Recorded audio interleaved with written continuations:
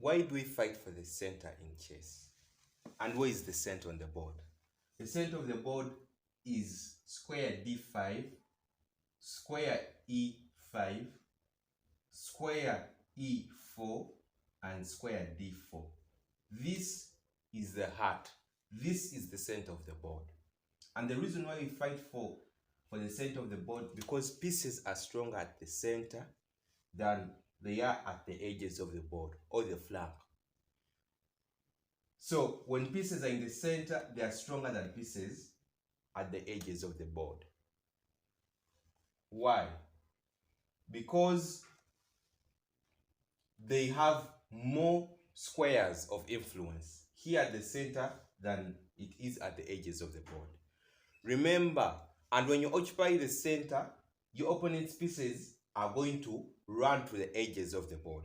And when they're at the edges of the board, that means that they are weak, they have less squares of influence, and that means that you are able to dismantle his army into small divisions. Anything that is divided is weak. So let me give you an example. We have a knight here. So I'm going to put pieces around it that it can capture, and I'll show you what I mean. So we have a knight in the center. So we have a pawn here, a pawn there, a pawn here, a pawn here, a pawn here, a pawn here. We have a pawn here, and also have a pawn here.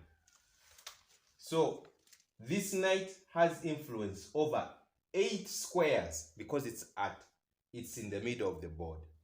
If we have a black knight, let me say it is right here at the edge of the board, and you're going to put pieces around it that it can capture. 1, 2, 3. When the knight is at the edge of the board, it has influence over 1, 2, 3.